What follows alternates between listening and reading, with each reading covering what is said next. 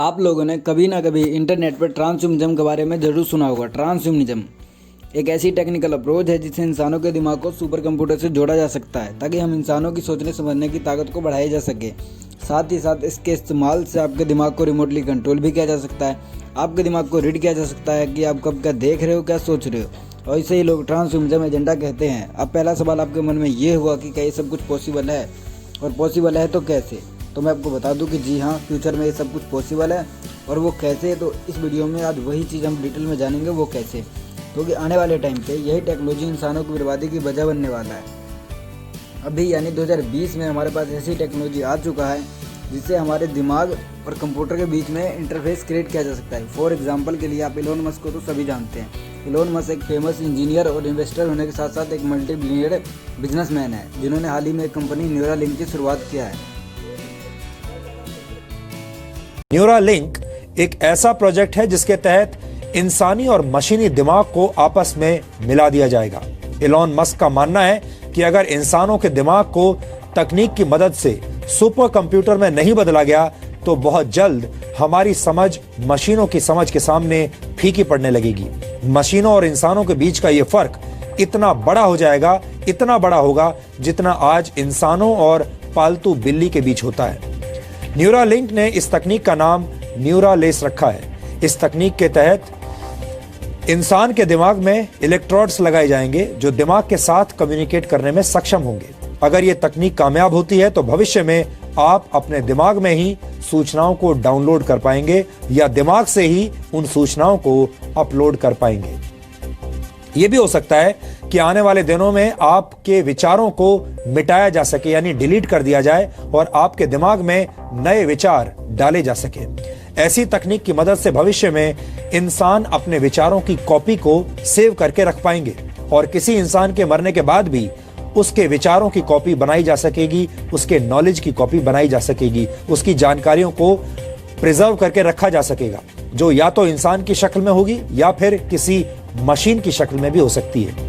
सुनने में ये सारी बातें किसी साइंस फिक्शन फिल्म की तरह लगती हैं, लेकिन ये निकट भविष्य की सच्चाई है और आपको इसके बारे में आज जरूर पता होना चाहिए ताकि आप इसकी तैयारी अभी से शुरू कर सकें। न्यूरालिंक ये टेक्नोलॉजी जिसका नाम न्यूरालेस है, ये एक ब्रेन कंप्यूटिंग सिस्टम है जिसे इस्तेमाल करने के लिए पहले किसी इंसान के अंदर उसके दिमाग में इलेक्ट्रोड्स फिट करनी होती हैं। अब ये इलेक्ट्रोड्स क्या हैं? ये इलेक्ट्रोड्स असल में बहुत ही पतली वायर यानी तार से बना एक जाल होता है जिसे फोल्ड करके आपके दिमाग में एक इंजेक्शन के जरिए पहुंचाया जाता है, जहां पहुंचने के बाद ये जाल अनफोल्ड होकर आपके दिमाग को चारों ओर से जकड़ लेता है। अब इस इम्प्लांटेशन के बाद ये न्यूरालेस यानी इलेक्ट्रोड्स आपके दिमाग में हो रही हर हरकत को मॉनिटर करके उसे रिकॉर्ड कर सकता है कि आप क्या देख रहे हो, क्या सोच रहे हो, क्योंकि आपका ब्रेन छोटे छोटे न्यूरॉन्स से मिलकर बना होता है और जब आप कुछ सोचते हो तो ये न्यूरॉन्स इलेक्ट्रिकल इंपल्सेस के जरिए आपस में कम्युनिकेट करना शुरू कर देते हैं। लेकिन अब जब आपके दिमाग में एक इलेक्ट्रोड फिट कर दिया जा चुका है तो अब ये इलेक्ट्रोड्स इन्हीं इलेक्ट्रिकल इंपल्सेस को पिकअप करके इन न्यूरॉन्स के बीच हो रही कम्युनिकेशन के जरिए आपके ब्रेन को रीड कर सकते हैं, यानी पढ़ सकते हैं। साथ ही साथ ये इलेक्ट्रोड्स आपके दिमाग के अंदर एक वायरलेस कम्युनिकेशन भी स्टैब्लिश कर सकते हैं, जिसकी मदद से आप अपने दिमाग को यानी अपने ब्रेन को इंटरनेट से कनेक्ट कर पाओगे। अब इस चीज़ की वजह से कई सारी पॉसिबिलिटीज़ हमारे सामने आ जाती हैं। इससे आपकी याददाश्त के साथ छेड़छाड़ किया जा सकता है, आपकी सोच और समझ को कंट्रोल किया जा सकता है और भी बहुत कुछ जिसे हम और आप इमेजिन भी नहीं कर सकते। एक रिपोर्ट के मुताबिक 2015 में जब इस न्यूरालेस को चूहों पर टेस्ट किया गया तब हमें काफ़ी इंटरेस्टिंग रिजल्ट देखने को मिले थे।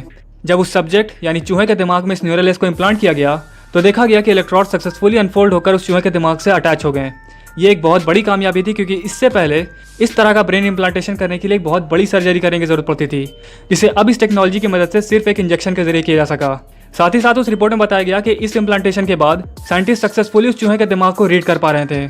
इस कामयाबी के बाद ये जाहिर है कि जल्द ही इसे इंसानों के ऊपर भी टेस्ट किया जाएगा, जिसे देखते हुए कहा जा सकता है कि बहुत जल्द हम इंसानों के लिए एक ट्रांसह्यूमन बन पाना वाकई में पॉसिबल हो जाएगा।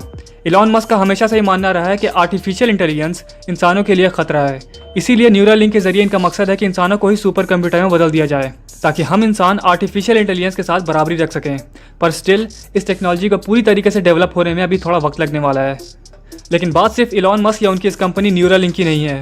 यहाँ पर ऐसे और भी कई सारे इंजीनियर्स मौजूद हैं जो कि अलग अलग तरह की प्रो ट्रांसह्यूमनिज्म टेक्नोलॉजीज डेवलप कर रहे हैं। फॉर एग्जाम्पल, अमेरिका की एक यूनिवर्सिटी यूसी बर्कली के कुछ साइंटिस्ट ने एक डस्ट साइज सेंसर डेवलप किया है जिसका नाम है न्यूरल डस्ट। ये न्यूरल डस्ट साइज में एक रेत के दाने के बराबर है, जो कि बेसिकली एक सेंसर है जिसे आपके बॉडी के अंदर इम्प्लांट किया जा सकता है। इसके बाद ये सेंसर बिल्कुल न्यूरलेस की तरह आपके ब्रेन को रीड कर सकता है कि आपके दिमाग में क्या बातें चल रही हैं। लेकिन इसे आप RFID चिप के साथ कंफ्यूज ना करें, वो एक अलग चीज़ है, ये एक अलग चीज़ है। अब हम लोग इसके वर्किंग के बारे में जान लेते हैं, लेकिन उससे पहले अगर आप नए आए हैं चैनल पर और आपको ये वीडियो पसंद आई है तो सब्सक्राइब करना कंसीडर ज़रूर करें। अब देखिए, ये न्यूरल डस्ट मेनली 3 चीज़ों से बना है। पहला एक ट्रांजिस्टर, दूसरा इलेक्ट्रोड्स और तीसरा एक पाइजो इलेक्ट्रिक क्रिस्टल। और इन तीनों चीज़ को मिलाकर भी इसका साइज सिर्फ 3 मिलीमीटर है, एक रेत के दाने के बराबर। इस न्यूरल डस्ट को बहुत ही आसानी से आपके बॉडी में इम्प्लांट किया जा सकता है, जिसके बाद ये सेंसर इलेक्ट्रिकल इंपल्सेस के जरिए आपके दिमाग में चल रही बातों को पढ़ सकता है। इस चीज़ की वजह से आप आने वाले वक्त में सिर्फ अपने दिमाग की मदद से अपने लैपटॉप, कंप्यूटर, टीवी वगैरह को इस्तेमाल कर पाओगे। फॉर एग्जांपल, अगर आपको टीवी पर कोई चैनल चेंज करना है तो आप चैनल चेंज करने के बारे में सिर्फ सोचोगे और टीवी पर चैनल चेंज हो जाएगा। यूसी बर्कली का कहना है कि हम इस न्यूरल डस्ट को और एडवांस बना रहे हैं। हम इसके साइज़ को और छोटा करना चाहते हैं ताकि इसका साइज़ इंसान के बाल की मोटाई जितना हो जाए। अब आप खुद सोचिए कि अगर इतनी छोटी कोई चीज़ आपके खाने में डाल दी जाए तो एक खाने के साथ आपके बॉडी के अंदर चली जाएगी और आपको पता भी नहीं चलेगा और आपकी ट्रैकिंग शुरू हो जाएगी।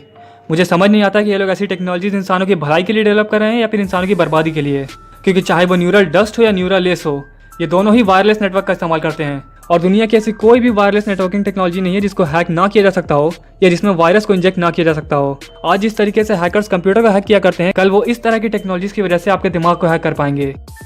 Then there's the secondary level where the neural lace or the neural link is actually put on top of the brain inside the skull. That's even more invasive. And then the third level is actually putting implants deep inside of the brain. I don't think ethically we're ready for deep implants yet.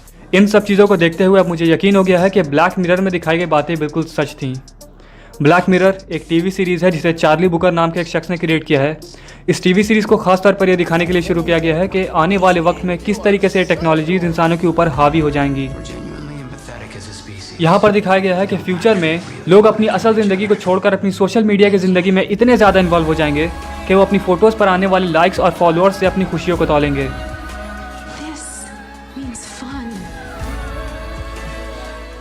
आज Elon Musk जिस injection implantable brain computing system पर काम कर रहे हैं, जिसका नाम उन्होंने न्यूरालेस रखा हुआ है, उसे यहाँ ब्लैक मिरर में भी दिखाया गया है कि लोग वाकई में फ्यूचर में इसका इस्तेमाल करने वाले हैं। So connected. Connect the brain to the cloud. So progressive. Just a few mouse clicks and tap, tap, tap. There's only one way to say goodbye to 17. It's like Android. Konnichiwa. First tonight, a figure, or more accurately, a character. This is a new contact lens.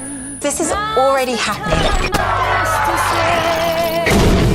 I think sometimes we can disagree with the facts. Not everything that isn't true is a lie. You and Hitler had lunch?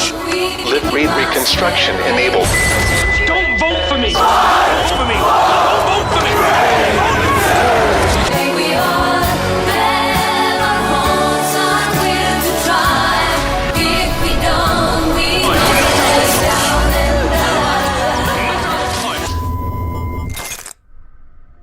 और चलिए छोड़िए future को, हम आज यानी present times की बात कर लेते हैं।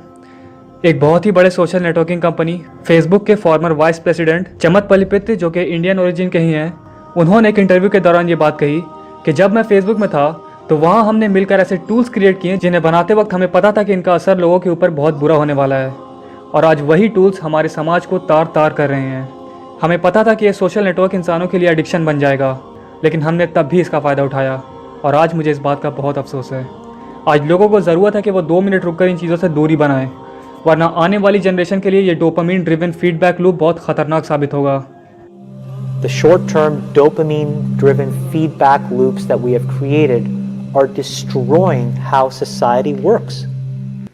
No civil discourse, no cooperation, misinformation, mistruth, and it's not an American problem. This is not about Russian ads. This is a global problem. So we are in a really bad state of affairs right now, in my opinion. It is eroding the core foundations of how people behave by and between each other. And I don't have a good solution. My solution is I just don't use these tools anymore. Bad actors can now manipulate large swaths of people to do anything you want. It's a really, really bad state of affairs. You don't realize it, but you are being programmed.